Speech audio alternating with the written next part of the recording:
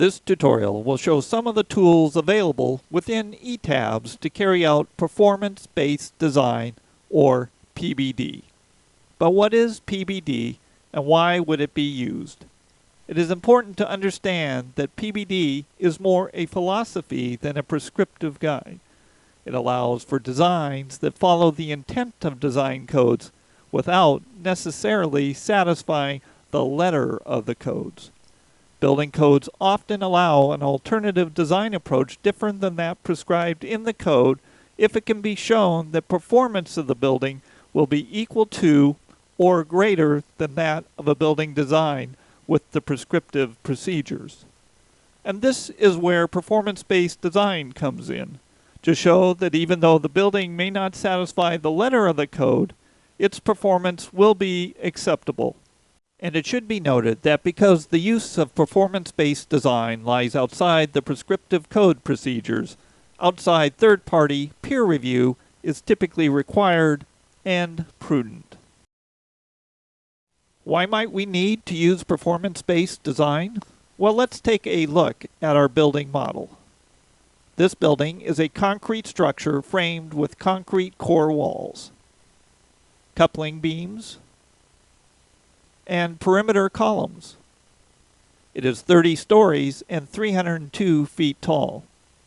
Buildings of this height, for example buildings that exceed 240 feet in height, are often required by code to use a dual system, that is, shear walls plus moment frames to ensure ductility in earthquakes.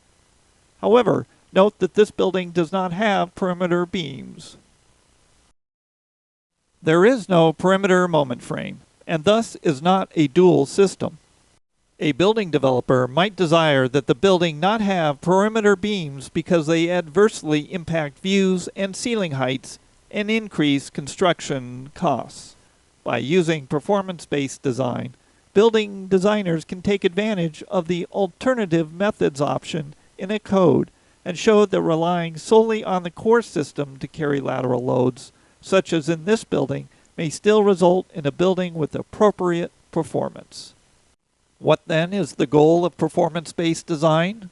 A simplified statement might be that when the building is subjected to varying levels of hazards, the building performs in such a way that agreed upon acceptance criteria are satisfied.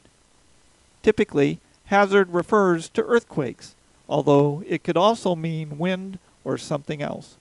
When dealing with earthquakes, the design process typically involves several different intensities of motion. We might have a service level earthquake, a design basis earthquake, and a maximum considered earthquake. As an example, the service level quake might be an event that has a 50% probability of being exceeded in 30 years, or roughly a 43-year return period. The maximum considered earthquake might have only a 2% probability of being exceeded in 50 years, which would be a return period of approximately 2,475 years, a much rarer occurrence. For a low-level earthquake, we might assume that the building remains essentially elastic. No significant yielding of structural elements will be allowed. This analysis might typically be done using a linear elastic response spectrum analysis.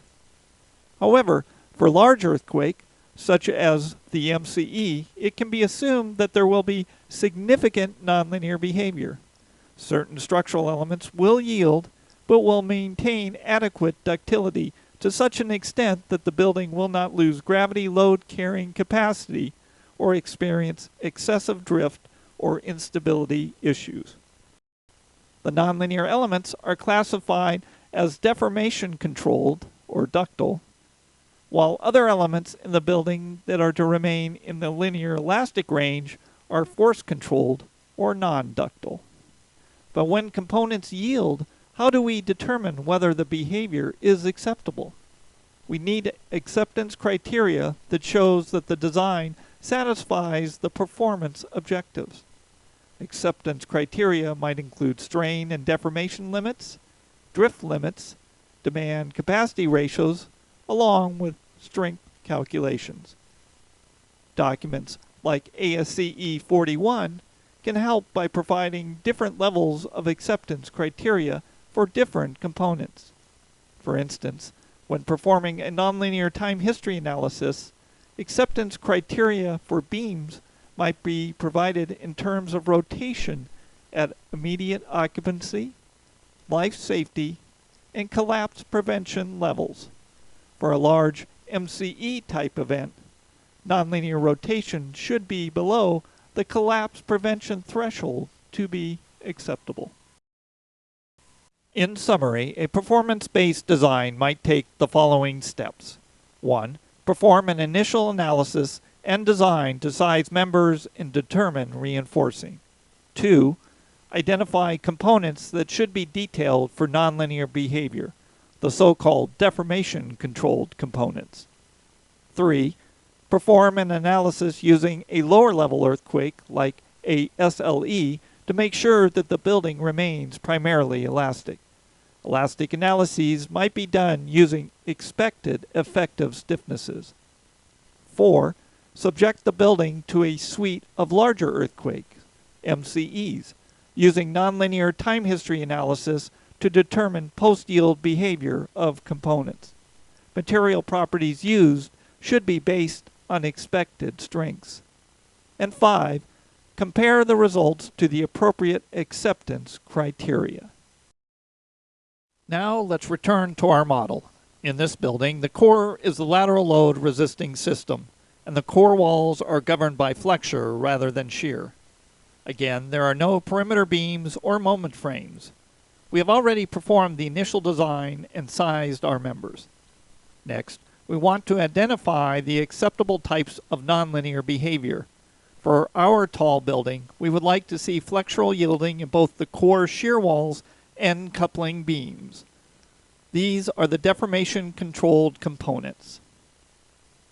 Flexural yielding of the slabs at the columns might also be a concern with the accompanying issue of punching shear failure, but in this analysis, we will assume linear elastic behavior for both the slabs and columns.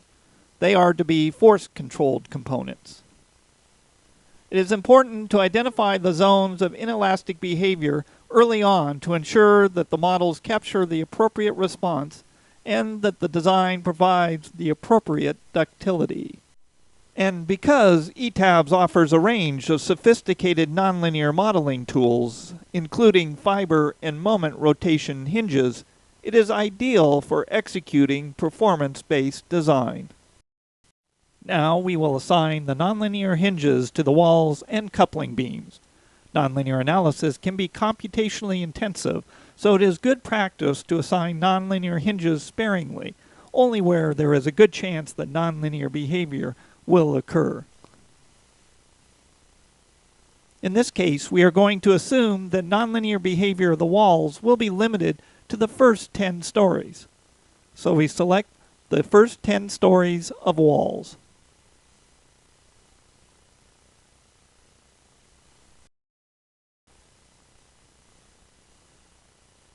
There should be a total of 60 shells selected, as there are 6 wall segments per story.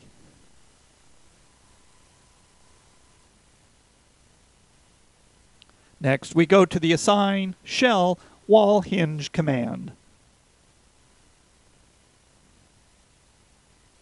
As we have not previously defined any hinge properties, the only hinge available is the auto hinge, which is a fiber hinge. We could define a moment curvature hinge by going to the Define menu,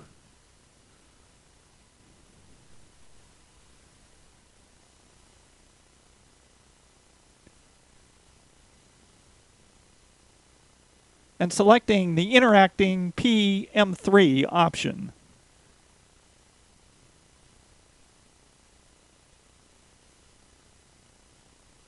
Here we can define the shape of the backbone curve, as well as the immediate occupancy, life safety, and collapse prevention levels.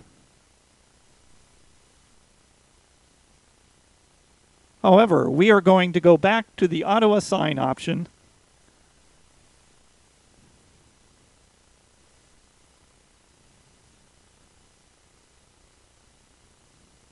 and use the auto fiber hinges for these walls. Fiber hinges are often a good choice for nonlinear wall behavior. As a note, shear behavior is usually not coupled with bending, and it is desirable to maintain shear demands below shear capacities, that is, to promote ductile flexural yielding over brittle shear fracture. Using the previous selection, we go to the Assign Shell Reinforcement for Wall Hinge command. Here we specify the reinforcing to be used in the hinge formulation. It can be current design, uniform rebar ratios, or we can specify the actual layout. For this study, we'll use the uniform ratio option.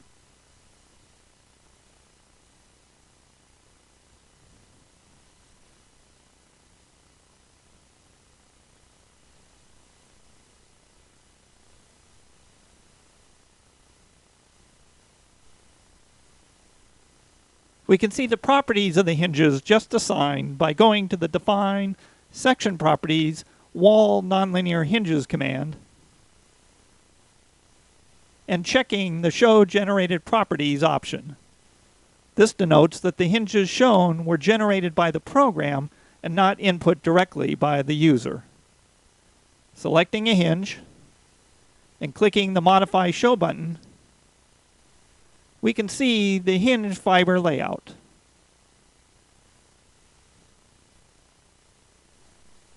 Including the area, the location, and the material. Note that gray denotes concrete and blue steel. The fiber selected blinks on the plan diagram.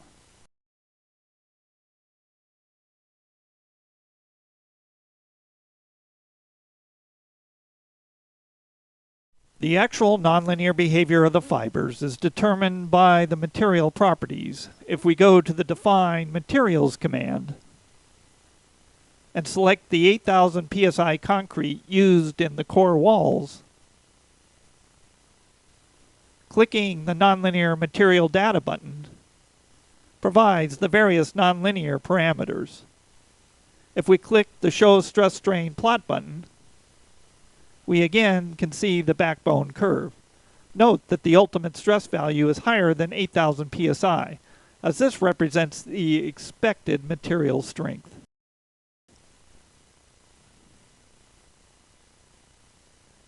We can similarly review the nonlinear properties for the steel rebar.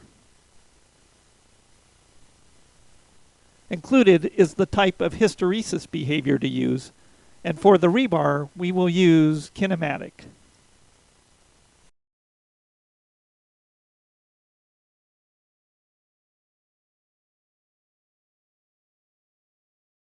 Next, we select all of the coupling beams.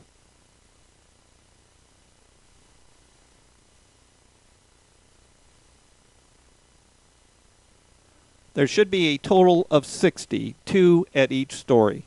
Unlike the walls, we are going to assign hinges at every level. We think it is more likely that the coupling beams will yield farther up the building than the walls. Again, we could explicitly define a hinge using the Define command.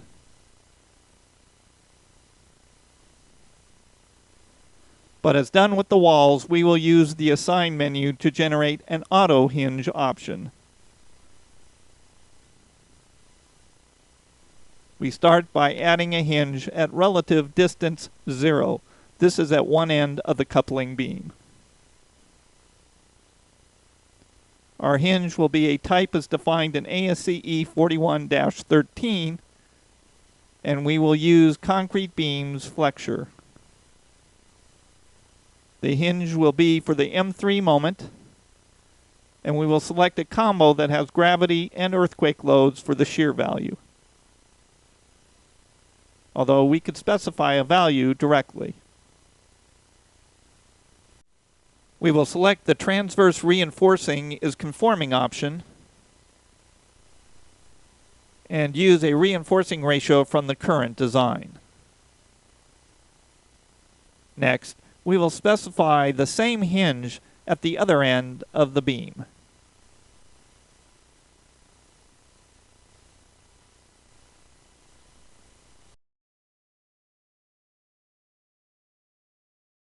Again, we can see the properties of the hinges just assigned by going to the Define Section Properties Frame Nonlinear Hinges command.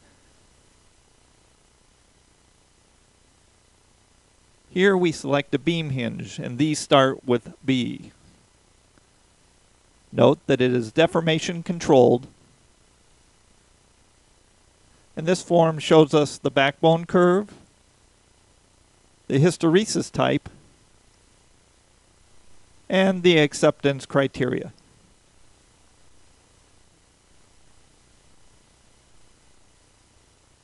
If we wanted to modify this hinge, we simply click the Convert Auto to User Prop button.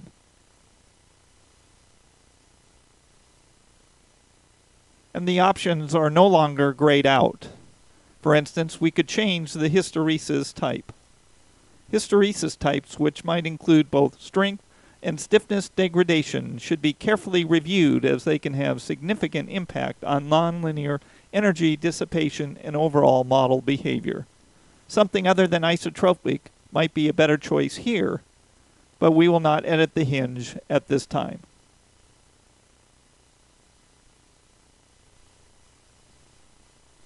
A right click on a coupling beam shows that two hinges have been assigned to the beam, one at each end. Also note that an auto divide of 0.02 is shown under the hinge overwrites. This means that the hinge has an assigned relative length of 0.02. Having an explicit length assigned to the hinge can result in a more efficient nonlinear solution. Now we will review our earthquake loading. Under time history functions, we have a total of 4 earthquakes that comprise 2 orthogonal pairs. Typically, performance-based design analyses are done using orthogonal pairs of earthquakes. And although we are using only 2 pairs, most of the time PBD studies will require that many different pairs of earthquakes be run, and it is not uncommon to run 7 or more pairs in order to ensure that a significant range of building response is captured. The first of our pairs is LACC in 2 different directions. These were recorded earthquakes and will be scaled to approximately 0.8 G to represent a MCE earthquake. The second pair of earthquakes are synthetic earthquakes generated by ETABS. These earthquakes have a relatively low acceleration, less than 0.2 G, but the motion is long in period. They were synthesized from a response spectrum recorded from an earthquake in Nepal, which had its peak response at around a period of 4 seconds, much longer than most earthquake records. We are using this record because of concerns that our building, which has a fundamental period of around 3 seconds, may be substantially excited by this long period motion, especially as yielding occurs.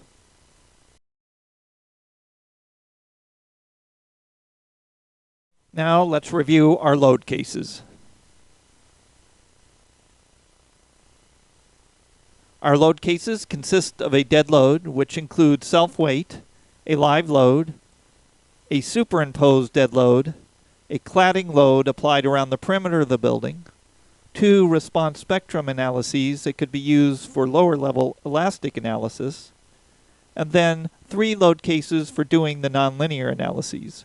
All 3 of the nonlinear time history analysis cases use fast nonlinear analysis, or FNA. ETABS allows both direct integration and FNA to be used, and we have chosen FNA here as it is often faster. The first of the FNA cases applies the gravity loads. Because we are doing this as a time history analysis, we use a ramp function with a high modal damping. We apply the dead, superimposed dead, cladding, and live loads, all with a factor of 1, except for the live load where we use only 25% of the load. F&A typically uses Ritz vectors. The second F&A case applies the LACC time histories.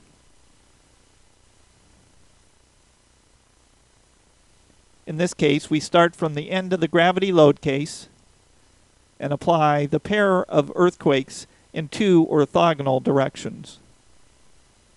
We scale by 3 to get the appropriate peak acceleration. For this case, we will use 2.5% modal damping. It is often recommended in PBD analyses to use a smaller amount of damping than might traditionally be suggested in codes such as 5%. The last F&A case is similar to the previous, but uses the long period earthquakes in the two orthogonal directions.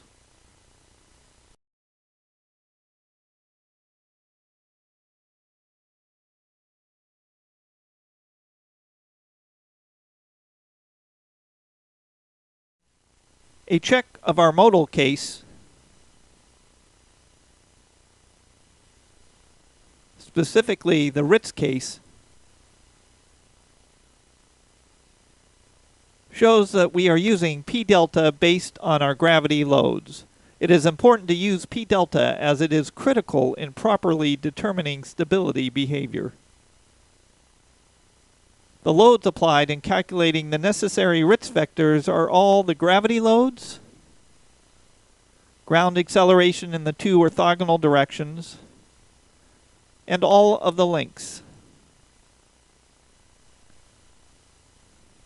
We have requested a total of 306 Ritz modes to capture the building response.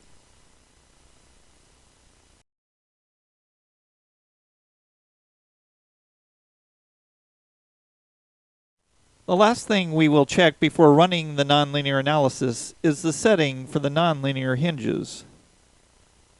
If we wish to use F&A, which we are using, the hinges need to be modeled as separate link elements. If we were running direct integration, the hinges could be modeled within the elements. And the damping specified here is for direct integration and not F&A. If doing direct integration, tangent stiffness can be more realistic and less likely to overdamp. We are now ready to run the analysis. A check of load cases set to run shows that we have Ritz, dead, live, superimposed dead, cladding, and our 3 F&A cases. We will not run the linear elastic response spectrum cases, as we are only interested in the large earthquake maximum considered earthquake response at this time. With the analysis complete, let's start by taking a look at the behavior of some hinges, our so-called deformation-controlled elements. Remember that we have hinges in the first 10 stories of the walls and in all of the coupling beams in the core. To view the force deformation hysteresis plots, we go to the Display Hinge Results command. We select our first earthquake pair for the load case, and we see the moment rotation plot for a coupling beam at the first story. We will change the line thickness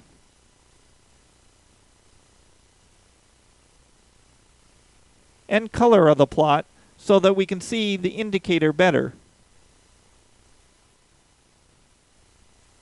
And we will also thicken the backbone curve.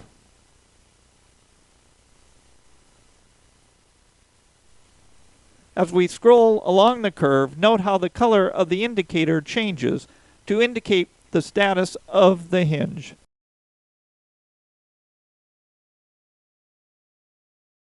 In fact, this hinge exceeds the defined collapse prevention level relatively early in the earthquake. The 3 hinge status levels, immediate occupancy, life safety, and collapse prevention, are shown on the backbone curve. And because the indicator is shown in light green, we know the hinge is at or past collapse prevention. Thus, this beam may require a redesign. Next, let's look at a coupling beam a bit farther up in the model, let's say at story 10. Here, the status of the hinge is somewhere between immediate occupancy and life safety, a more appropriate level of response. If we go all the way to the top of the building, story 30,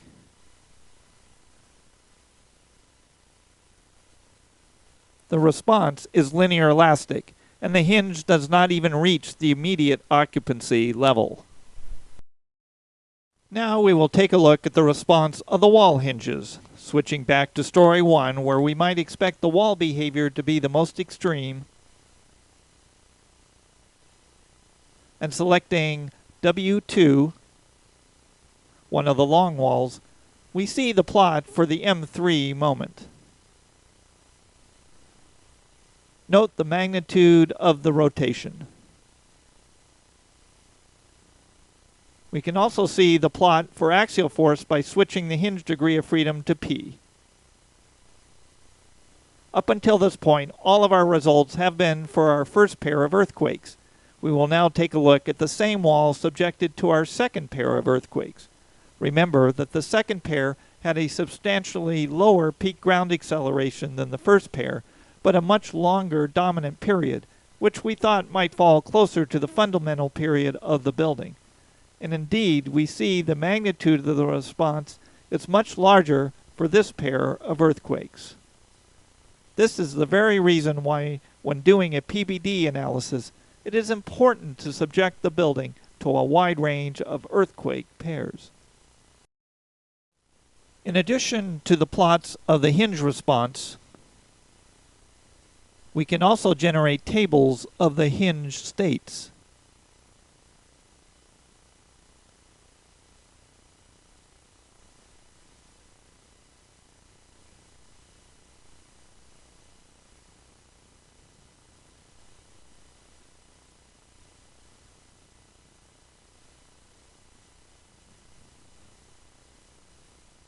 Highlighting a beam hinge,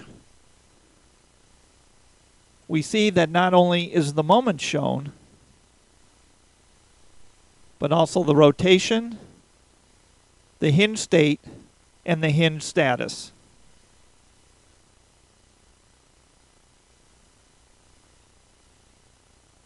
For the wall fiber hinges,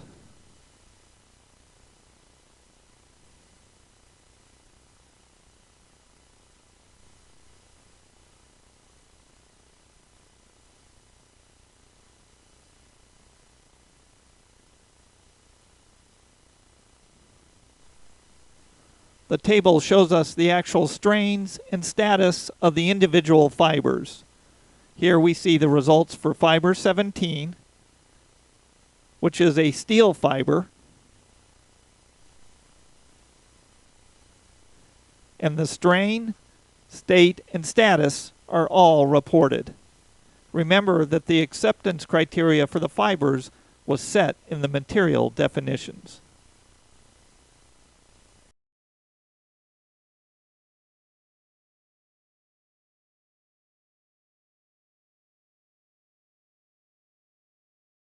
One of the other responses that are closely reviewed in performance-based design are the story drifts. The display story response plots command allows us to display different story responses, including diaphragm drifts.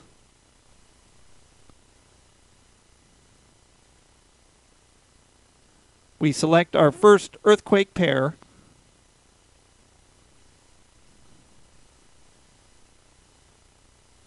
and a type of max.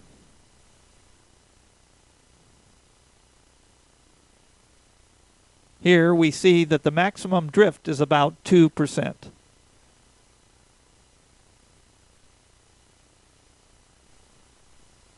But when we switch to the longer period time history, the drift jumps up to almost 3.5%, significantly larger. Performance-based design might set a maximum limit for each pair of earthquakes, as well as a limit for the mean values of all the earthquake pairs. In addition to looking at the behavior of the deformation-controlled elements, the forces in the force-controlled elements, such as the columns in this model, should also be reviewed to ensure that they are not undergoing significant nonlinear behavior. For a maximum considered earthquake analysis, the critical action in the columns might be limited to the traditional nominal value times some multiplier, for example 1.5, based on the fact that the expected strength is higher than the nominal value. Other force-controlled elements that should be checked in this model would be the core walls for shear demand-capacity ratios. Remember that the hinges are for the ductile moment rotation behavior. This concludes this tutorial on using ETABS to carry out a performance-based design.